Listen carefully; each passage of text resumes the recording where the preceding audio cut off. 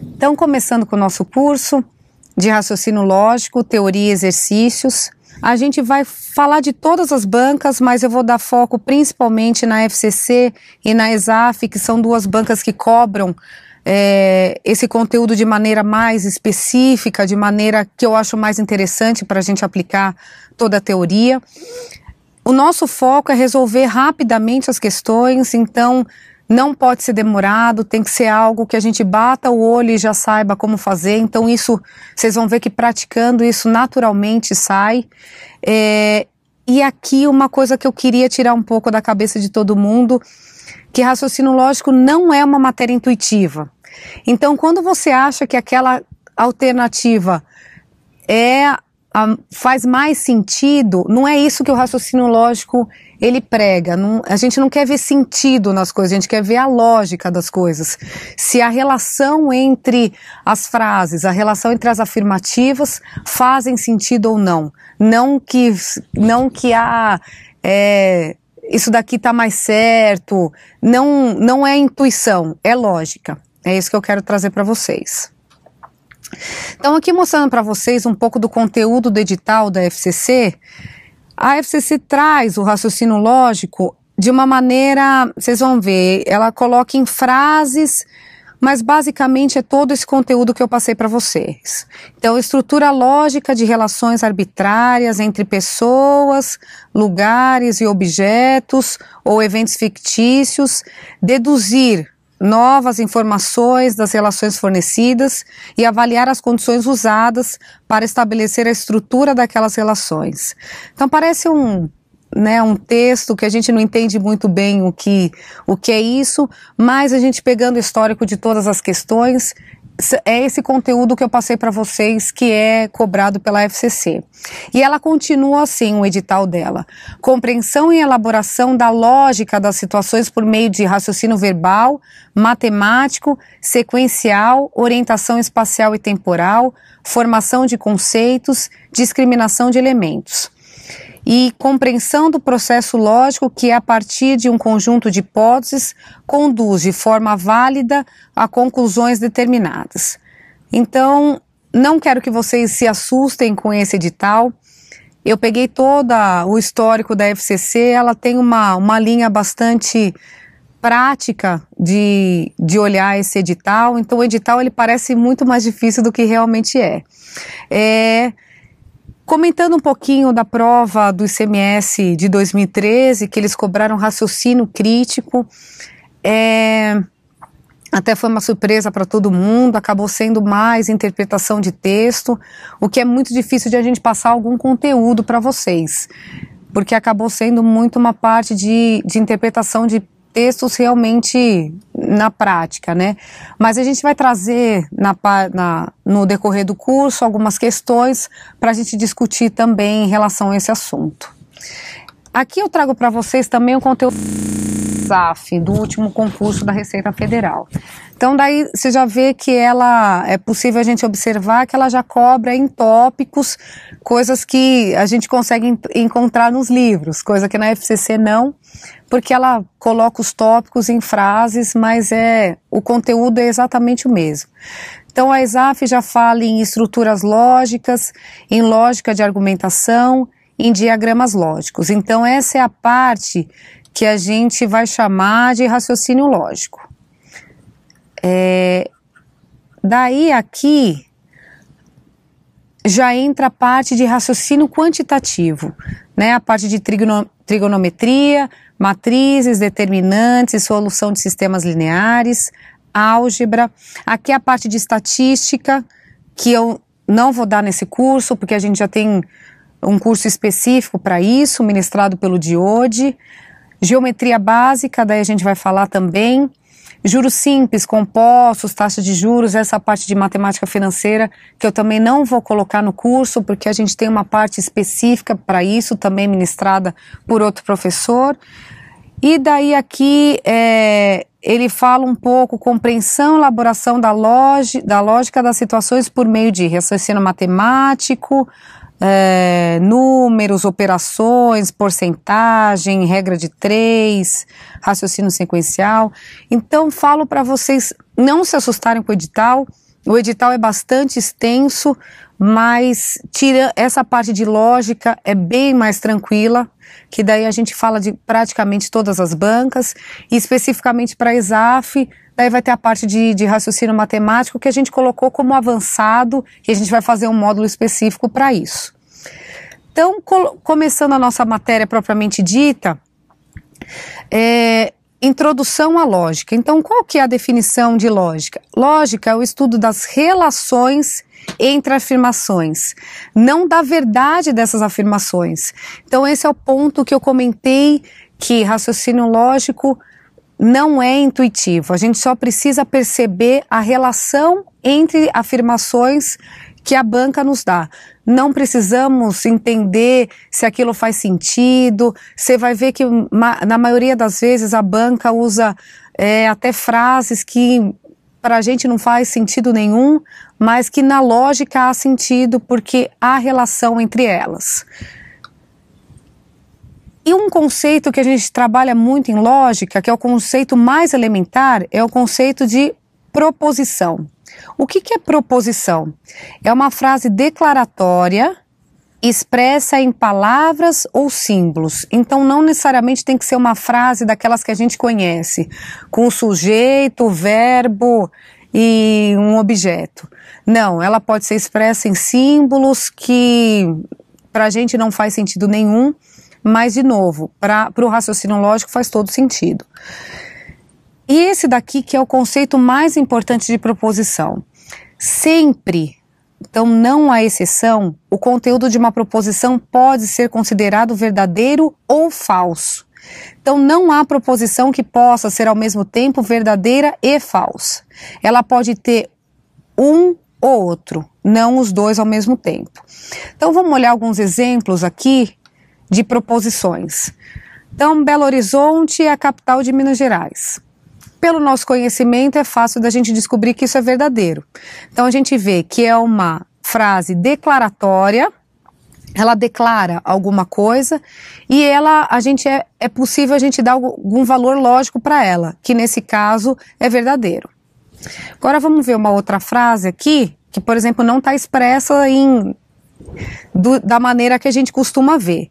Então, aqui ela diz que 14 é maior que 700. A gente consegue perceber que é falso. Então, é uma proposição por quê? Porque ela declara alguma coisa e é possível a gente dar algum valor lógico para ela, que nesse caso é falso. Agora, por exemplo, uma frase, choveu ontem. Apesar da gente não conseguir precisar nesse momento, depende de onde você está, depende de outras informações que a gente não tem para declarar se ela é verdadeira ou falsa, ela é uma proposição, porque ela indica, ela declara um acontecimento e é possível a gente falar se ela é verdadeira ou falsa, só que nos falta informação agora, mas é possível a gente chegar num valor lógico para essa proposição. Agora vamos ver os exemplos do que não são proposições, para a gente ver que é fácil da gente identificar o que é uma proposição. Então, sentenças abertas, o que significa isso? O valor lógico depende do valor ou do nome atribuído à variável. X é maior que 4. Então, se a gente não conhece o valor de X, a gente não consegue falar se é verdade ou mentira esse conteúdo dessa proposição.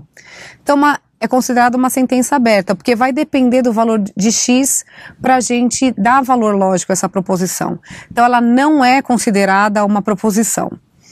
Y é a capital do Rio Grande do Sul. A mesma coisa.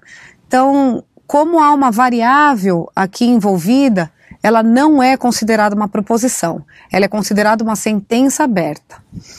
Outra coisa é as frases interrogativas. Há quanto tempo você estuda para concurso? Então, não é uma frase que nos declara ou que nos traz alguma informação. Ela interroga uma outra pessoa sobre um determinado conteúdo. Então, não é considerado proposição no nosso estudo de lógica. Frases exclamativas. Raciocínio lógico é muito legal. Também não é considerado uma proposição. ela declara uma opinião de uma determinada pessoa. Então ela não tem, não é possível a gente falar se isso é verdadeiro ou falso. Eu acho o raciocínio lógico muito legal, você não acha, então não é possível a gente atribuir um valor lógico para essa frase. Frases imperativas. Faça muitos exercícios. Então também, assim como a exclamativa, não é considerada uma proposição porque a gente não consegue atribuir valor lógico a essa frase.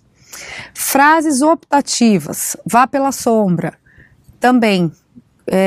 Não é possível a gente dar nenhum valor lógico para essa sentença. E frases sem verbo. Essa é uma coisa que as bancas costumam pegar, porque é algo que é difícil da gente identificar. Então, por exemplo, caderno amarelo é diferente de caderno é amarelo. Então, nessa daqui é uma característica do caderno, né? Um adjetivo do caderno. Então, também não é possível a gente dar nenhum valor lógico, ela não declara nada pra gente. Agora, diferente de caderno é amarelo. Então, precisa ter essas duas atribuições para que a proposição exista.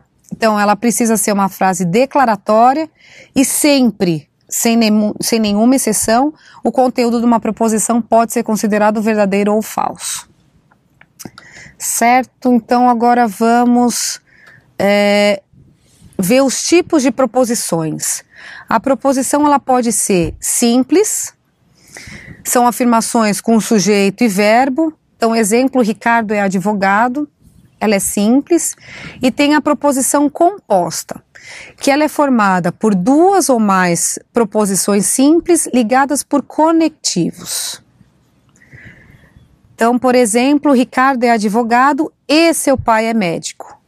Então, essa é uma proposição composta, ela nos traz a proposição 1, que é Ricardo é advogado, e a proposição 2, seu pai é médico, e o conectivo e. Certo? Agora vamos conhecer os conectivos lógicos.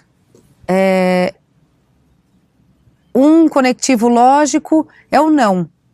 Ele é simbolizado pelo tio ou ele é simbolizado por esse símbolozinho aqui. Né? Então, se aparecer na prova, vocês sabem que isso é a negação de uma proposição. Né? Então, por exemplo, eu não toco guitarra. A proposição seria, por exemplo, a proposição P seria eu toco guitarra, e a negativa de P é eu não toco guitarra. O conectivo E, ele é simbolizado pelo chapeuzinho para baixo. Ela também é chamada de conjunção, P e que. E um exemplo é eu estudei e fui aprovado. Então, esse é o conectivo E. Tem o conectivo OU, que o símbolo é o chapeuzinho para cima. Eu, por exemplo, eu decorei assim.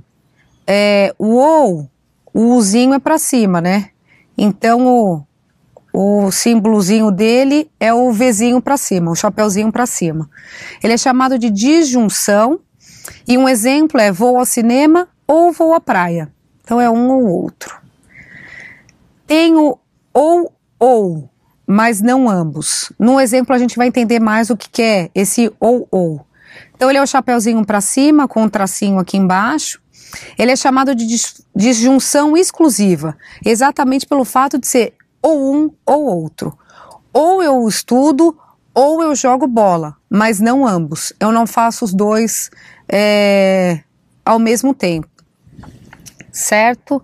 Temos mais conectivos aqui. Esse é o mais usado em todas as provas, sem dúvida nenhuma, que é a condicional. É o se então.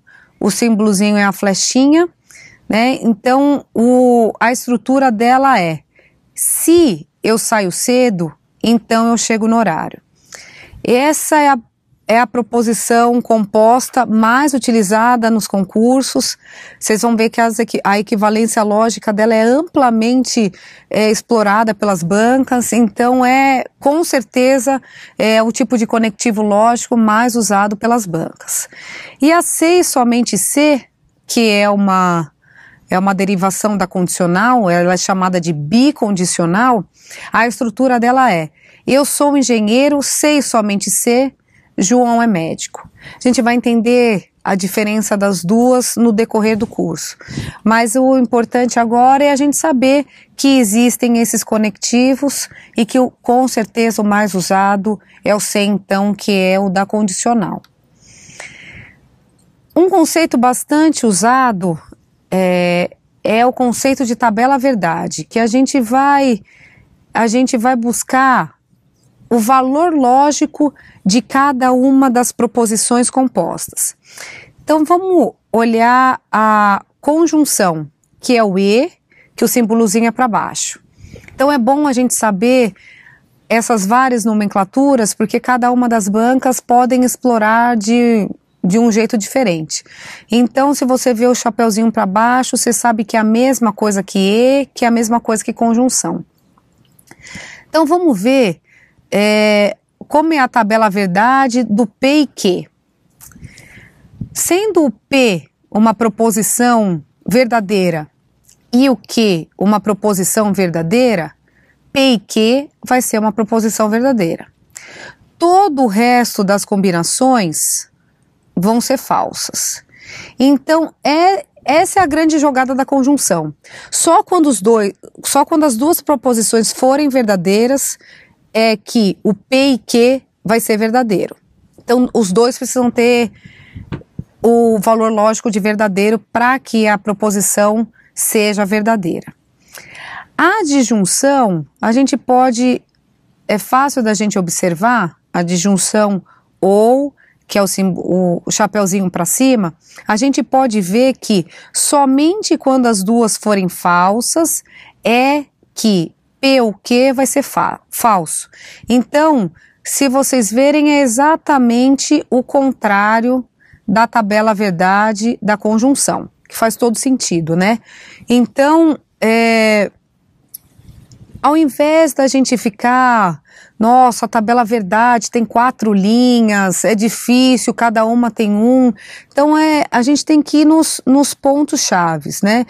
É só quando as duas forem falsas na adjunção que a proposição composta P ou Q vai ser falso, e na conjunção, que é o E, só quando as duas forem verdadeiras é que a proposição composta P e Q vai ser verdadeira. E no caso da disjunção exclusiva, que é o ou, que é o símbolo o chapeuzinho para cima com o tracinho para baixo, é só a gente observar que quando P e Q tiverem valores lógicos diferentes, então quando P for verdadeiro, Q for falso, a disjunção exclusiva ela vai ser verdadeira. E quando P for falso e Q for verdadeiro, a disjunção exclusiva vai ser verdadeiro. Então, toda vez que P e Q tiverem valores lógicos diferentes, a tabela-verdade vai ser verdadeira. E todas as vezes que os valores lógicos de P e Q foram iguais, então P e Q verdadeiro e P e Q falso, a tabela-verdade vai ser falso. Então é fácil a gente memorizar isso. Valores lógicos diferentes, verdade. Valores lógicos iguais, falso. A disjunção exclusiva, assim, procurei bastante questão, o histórico da ESAF, da FCC, CESP, FGV. Assim, achei uma questão no máximo, então realmente não é um conteúdo muito cobrado. A gente vai ver agora no próximo slide a condicional, que com certeza é a parte mais cobrada e a tabela-verdade dela é bem simples. A tabela-verdade dela é sempre verdadeira, exceto quando P for verdadeiro e Q for falso. Ela dá falso. Em todas as outras combinações, ela dá verdadeiro. Então, até um macetezinho, que ele é antigo e que é fácil de memorizar, é assim, não pode aparecer a Vera Fischer. Então, toda vez que aparece a Vera Fischer, é falso. de resto é verdadeiro e a gente não precisa se importar com isso. Então vamos memorizar que na condicional apareceu a Vera Fischer, é falso. Agora na bicondicional, que é o C e somente C, ele é toda vez que ela é o contrário das disjunção exclusiva. Toda vez que o valor lógico de P e Q for igual, ela vai ser verdadeira. Então, P e Q verdadeiro, a bicondicional é verdadeira. P e Q falso, a bicondicional é verdadeira. E quando ela tiver valores contrários, ela vai ser falsa. Então, ela é o contrário da disjunção exclusiva. Então, toda vez que P for verdade e Q for falso, a bicondicional é falso. P falso, Q verdadeiro, a bicondicional é falso. E a negação, ela é bastante intuitiva, que é o não, que é o tio ou esse símbolozinho aqui. Ela vai ter o valor lógico contrário da proposição da proposição não negada, né? Então, se P é verdadeiro, não P é falso. Se P é falso, não P é verdadeiro. Simples assim. A negação também aparece bastante. A gente vai ver negação de proposições compostas, que daí é a grande dificuldade. Dificuldade no sentido de ter algumas regrinhas para a gente prestar um pouco mais de atenção, mas a negação também aparece bastante nas questões de concurso. Então aqui um grande resumão de tudo isso que a gente viu aqui.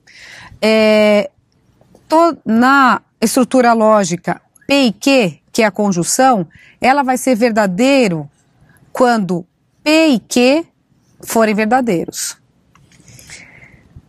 No ou, P ou Q, ela vai ser verdadeiro quando pelo menos um for verdadeiro.